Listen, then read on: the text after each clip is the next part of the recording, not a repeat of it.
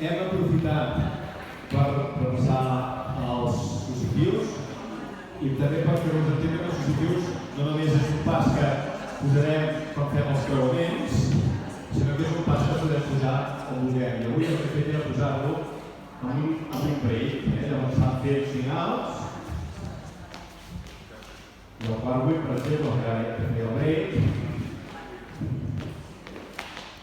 Ara venia el break. 5, 6, 7 i 8. 5, 6, 7 i 8. I que acaba.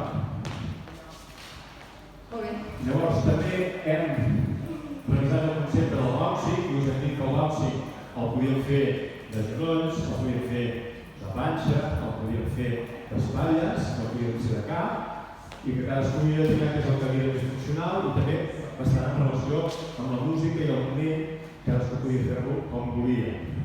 I l'altre concepte que hem fet és dels swivels, per les codes bàsicament, que era el moviment aquest de pivotar sobre un eix i a les puntes dels peus.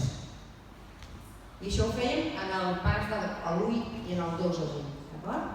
En el 1 i el 2. Perquè la follower tingui l'oportunitat de fer els swivels, els líders ens hem d'esperar a l'1-2 i per això aquests dies hem estat treballant aquest concepte d'esperar-se, que podeu aplicar sempre, tant si la follower fa o no els swivels, nosaltres hi podem posar la pausa i la follower pot posar swivels encara que jo no m'esperi, perquè serà més difícil.